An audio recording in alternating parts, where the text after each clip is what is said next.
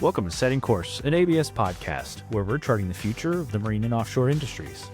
I'm your host, Brad Cox, and today we're talking about batteries. But not just batteries. Electrification is one of the maritime industry's fastest developing energy solutions. We've already seen a wide range of deployments in short sea ferries and harbor craft. There's fully electric, there's hybrid, there's new battery types. And now we're starting to see electrification make some inroads into maybe deep sea shipping. But more on that potential later. To break down some of the major trends, it's great to have a pair of experts on the show who are really at the front lines of this transformative technology. First, it's a pleasure to welcome Olli Tuunainen, Local Business Line Manager for the Marine and Ports Division of ABB in Singapore. Thanks for joining us, Olli. Thank you, Brad. Thank you for inviting me. I'm always happy to talk about our favorite topic, electrification. And also joining us from Singapore, it's great to have YunTao Chen, head of the ABS Global Electrification Center. Thanks for being on the show, YunTao. Of course, always a pleasure.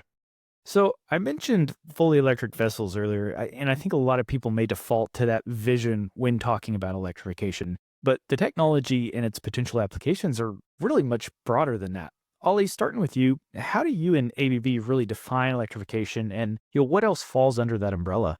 Thanks, Brad. I'll start by saying that we at ABB, and especially ABB Marine and Ports, we believe that there are three pillars for the sustainable transition for the maritime. So first is the shift to cleaner energy. The second is the increase in energy efficiency, and the third is electrification. And when we talk about electrification, what we mean by that, we mean that it's the use of electrical power to drive efficiency, reliability, and sustainability across all the vessel operations. It's not only for fully electric vessels, or it's not only for electric propulsion, but everything related to the vessel operations. And I think it's important to remember that still most of the vessels at the moment are mostly not electrified. So most are very conventional mechanical vessels, but the electrification is a rapidly increasing trend. And we can do the electrification in incremental steps, so to say. So what we like to talk about at ABB is to start with the electric backbone. So it's the power distribution, which can be either AC or DC, which DC is the more preferred distribution system for electrification because it increased much more flexibility for future. And then based on that electric backbone, we can build towards these hybrid or even the fuel electric systems or vessels. When we talk about electrification, we can also think about retrofitting existing vessels. And also we should not forget the shore side. So the whole port infrastructure and the charging infrastructure. So I think that's in brief the whole electrification umbrella. Thanks, Olli. And YunTao, I'd like to get your view on this. When we talk maritime electrification, what falls within that scope? Yeah, thanks, Brad. I think Olli already covered it quite comprehensively from the OEM perspective. I have a simple rule of thumb to consider whether an asset is electrified or not. I consider a power system starting from the generation side, eventually leading to the utilization side. And in between, you have a transmission, distribution, and the storage.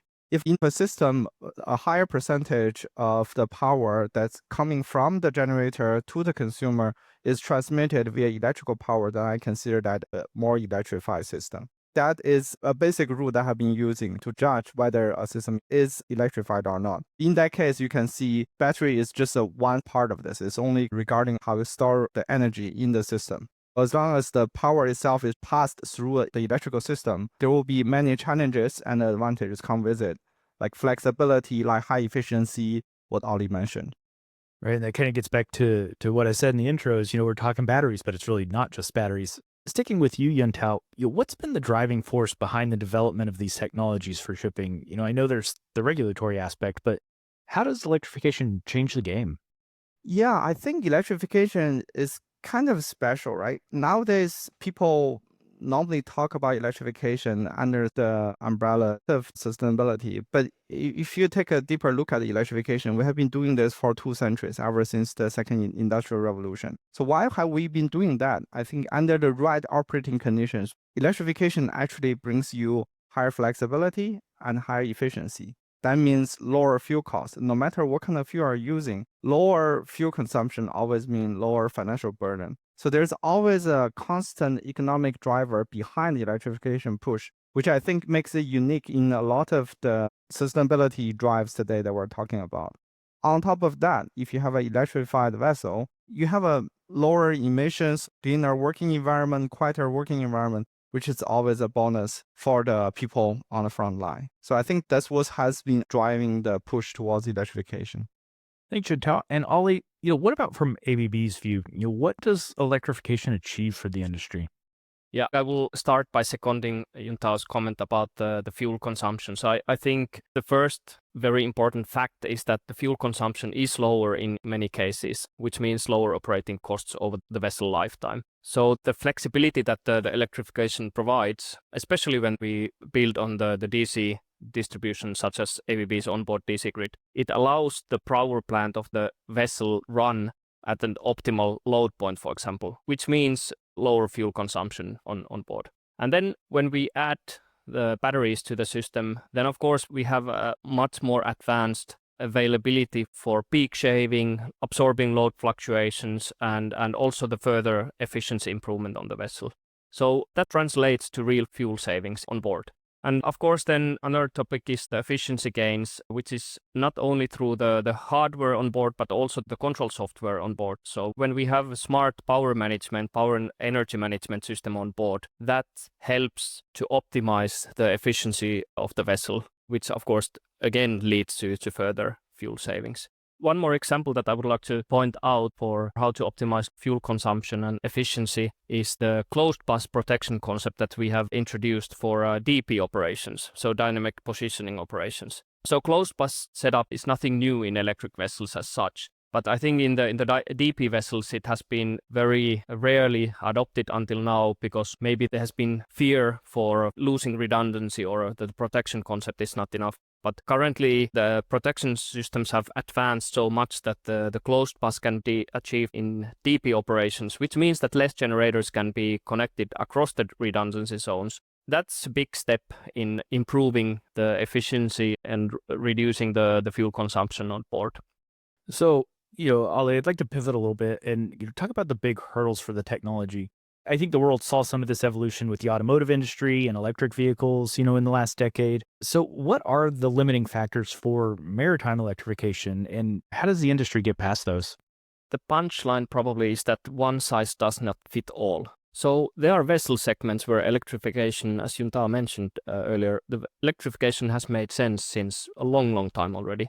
And there are certain vessel segments when we talk about ocean-going large vessels where we simply don't have the technology, for example, batteries, where we can go full electric now, or we could basically, but it doesn't make sense economically. The first thing is to try to find out what is the right way to electrify the vessel for different use cases. I think a second one that I would like to point out is the awareness. The technology might be there and is there for several vessel segments, but the awareness among the stakeholders is something that must be built still. So when we talk about everybody involved, from ship designers to crew on board, going from a mechanical vessel to electric vessel is a big change. So even if the technology is there, the mindset and the awareness of the technology must be changed. And I think this is an analogy also to the electric vehicles, where at some point it just flips over and then of course the adoption will be even faster. Thanks, Olli. And YunTao, what about your view on the big hurdles for the technology?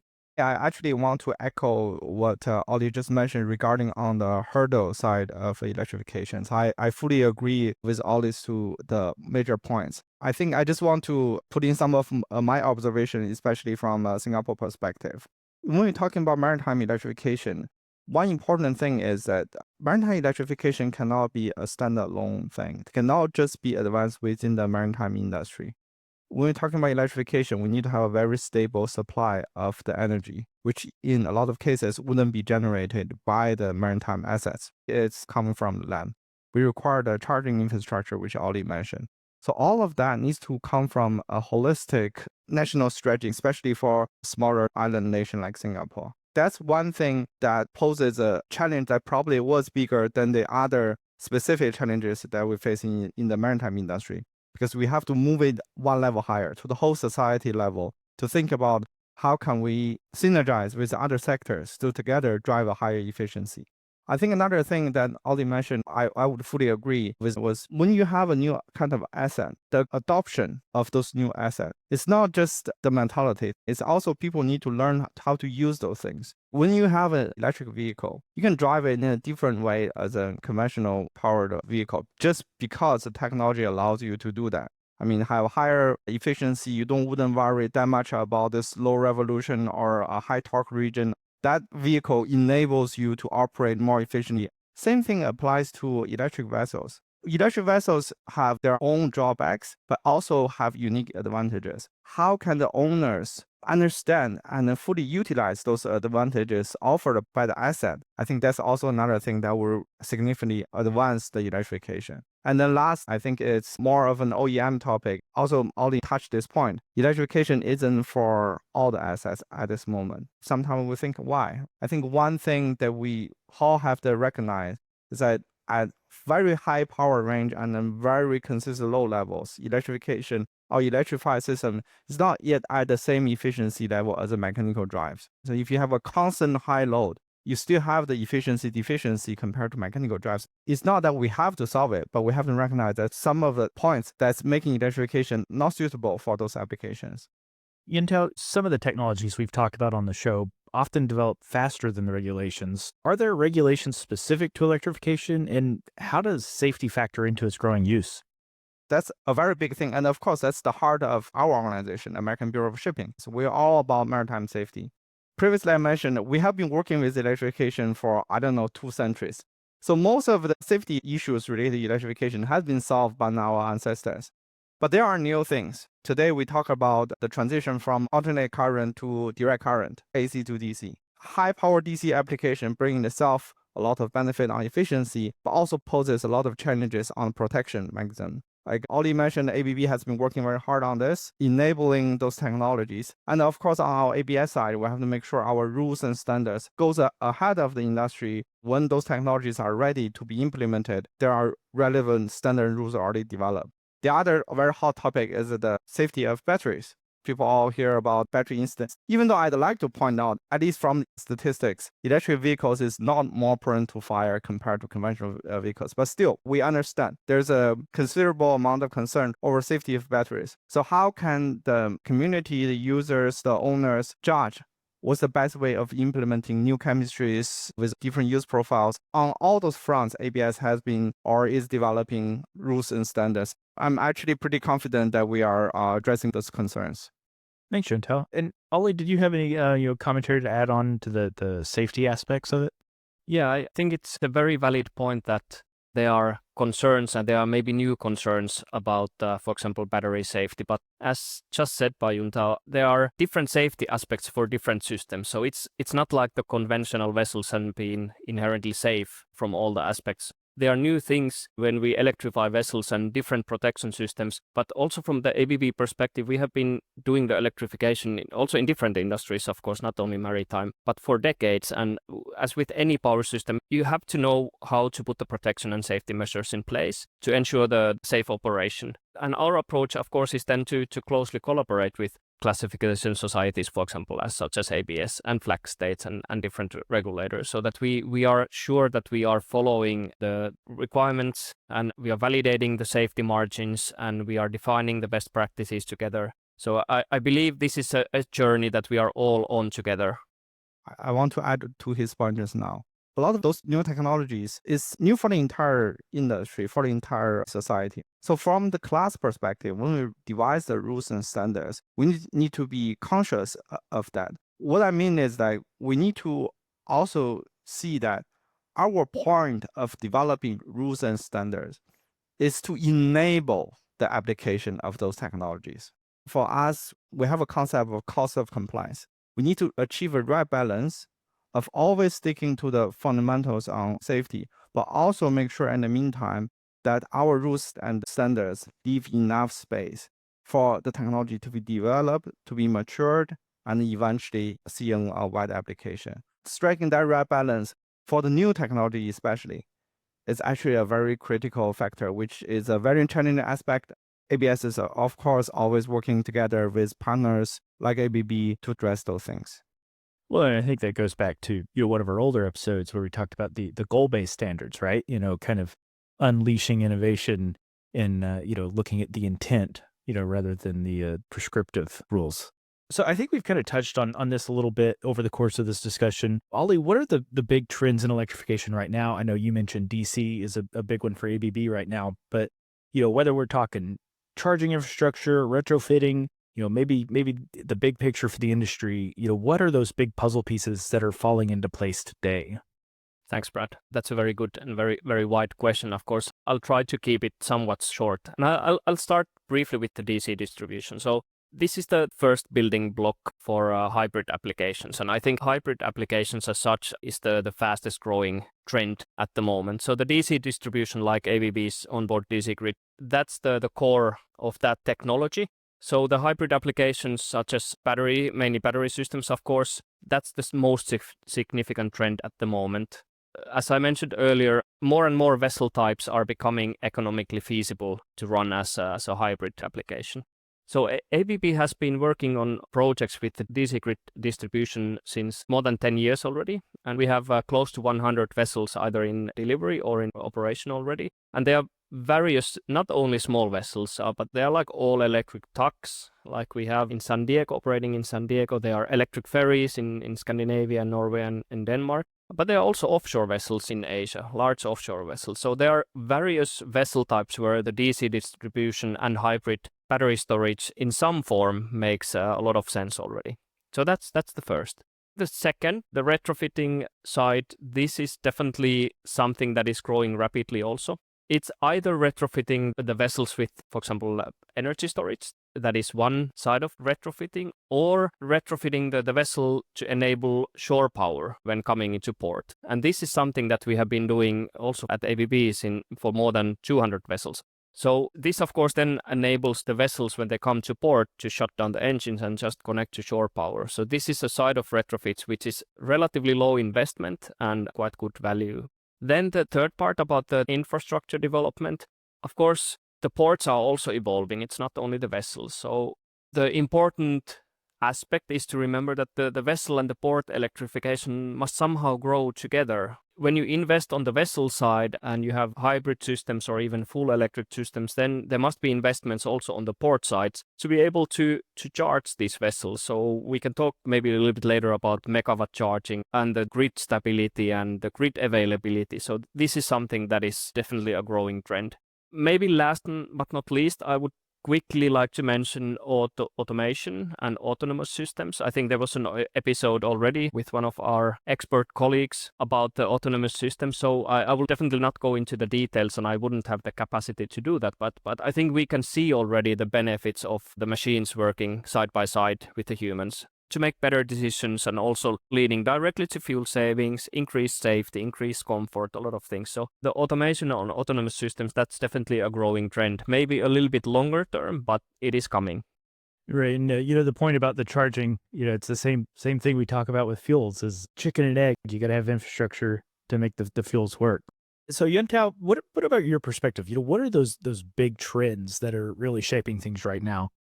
From our perspective, it's actually largely overlap with what Olli mentioned. DC transition from AC to DC is definitely one very important topic, drives efficiency, but also from class perspective on the safety aspect, which we just mentioned. The battery safety is another thing very important to class.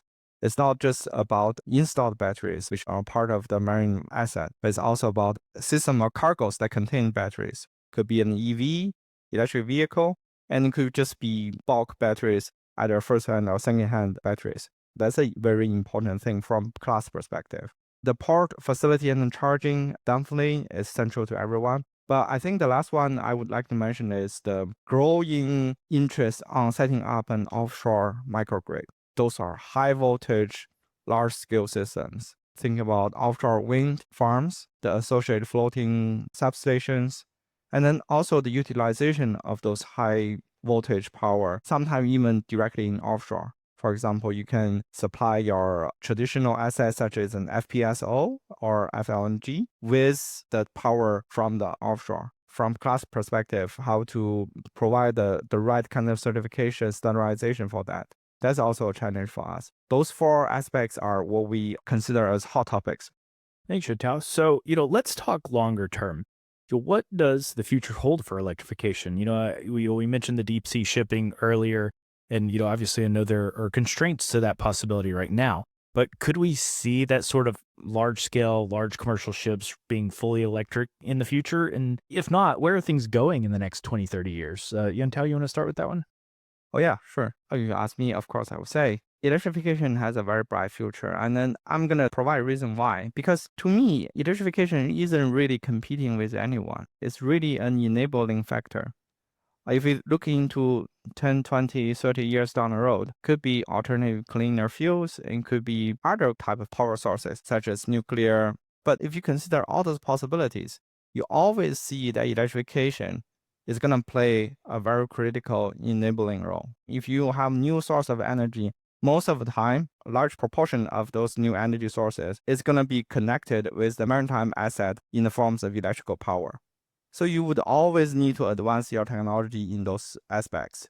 As we as a society growing more electrified on the land side, it will most likely be a spillover effect from land to the maritime industry. With cheaper parts, safer batteries, safer components, that will gradually enable more applications, more electrified applications. Some are still not feasible today, but I would say in 5 or 10 years down the road, they will become a reality. Because of the inherent higher efficiency and higher flexibility brought by electrification, there's definitely a bright future for it. Thanks, YunTao. And Olli, what's your view on the future of electrification? What big thing is going to really revolutionize the technology? I will start by giving a quick comment on what YunTao just said about electrification not being in competition with the other technologies. So I think this is exactly how we see it also. ABB definitely sees electrification as having a central role in reducing the emissions going further. And also the future for the vessel side is the vessels are somewhat becoming like intelligent energy systems. The vessels are able to play a more active part, also whether at sea or in port, and to optimize the fuel consumption and the energy consumption in a more advanced way that nowadays. A game changer probably in the long term, really long term, could be nuclear. I think we will not talk about nuclear too much today, but this is, I guess, at some point will be reality also for maritime. But meanwhile, of course, the future battery technologies mentioned already today a few times. So when the battery technologies are developing, especially on land side, it brings benefits to maritime also. And the more capable batteries and also better power electronics, it enables different vessel types to be even fully electrified in the future. I think this is going to disrupt the market in the years to come. Maybe something further to mention still is the charging technology. We briefly discussed this earlier, but this megawatt charging systems. We have delivered our first megawatt charging project in Auckland, New Zealand now for ferries there. So this is something where the grid is ready to provide megawatt level power to the ships. It enables the vessels to be charged quicker. There's a much faster turnover at the port. You can benefit a lot from that technology. So this is something which is already on the way, maybe not that long term, but it takes some time, as it did in the EV industry also. It takes time for the charging infrastructure to develop. But once that's in place, then definitely the vessel electrification will grow together much faster than now. Okay, great. Thanks, Olli. So kind of wrapping things up here, it'd be great if each of you could provide some closing thoughts for our listeners. Maybe a big point you want them to take away from this. Olli, you want to kick us off with that one? Sure. I have a few thoughts on this topic, and I think the first one that I want to address is that we are all aware that there's some uncertainty in the regulatory environment, for example, but it doesn't really slow us down. At ABB, we are staying on course. We firmly believe that the electrification is a core technology going forward and a main pillar for decarbonization of maritime. There are a lot of technologies already which are ready. There are technologies which are not ready yet, and there are technologies which fit to some segments and do not fit on some segments. So there's a lot of puzzle pieces in the play, and we just have to have the right partners and the right stakeholders to understand what is the best solution for which use case. And maybe something that I haven't really mentioned yet is that the good thing about electrification is that it is fuel agnostic. So the clean fuels is a whole other discussion topic. And I know that there have been many episodes in this podcast about the different fuels which are competing, let's say, to be the future fuel. But the electrification is agnostic to that. So it's mostly focusing on the energy efficiency. So of course, the best fuel is the fuel which is not used at all. And maybe the last point from my side is then this electric backbone that I mentioned at the beginning. This is something that I would like people to remember, that the electric backbone is the start for future-proofing the vessels to where you can build on then going forward when the different technologies become more mature. Thanks, Olli. And YunTao, any closing thoughts for our listeners? I would say, again, our views are highly aligned. I would basically summarize my takeaways are three major points. The first one is electrification brings with it the efficiency gains, which makes economic sense. Second part, to advance electrification, it needs to be a whole society effort. Need to be fully integrated, work hand in hand with our partners on land. And the third one is electrification, to borrow the word that Olli used, is a future-proofing technology. It offers the great flexibility no matter where the future direction will be. Always been a critical enabling factor for advancing maritime industry or technology. Okay, thanks, YunTao. So, closing things out, we've covered a lot of ground here. Hopefully we get the chance to come back and talk about some of those emerging battery technologies, maybe that charging infrastructure, in a bit more detail on another episode. But, for today, a special thank you to Olli and ABB for joining us on this episode. And of course, a big thanks to YunTao for representing ABS. It was a pleasure having you both on for this discussion. Thank you so much for having me. My pleasure. And for everybody listening, thank you for joining us for another episode of Setting Course. Be sure to subscribe, leave a review, and share this episode. To keep up with the latest in maritime electrification, visit us at www.eagle.org. Thank you for listening.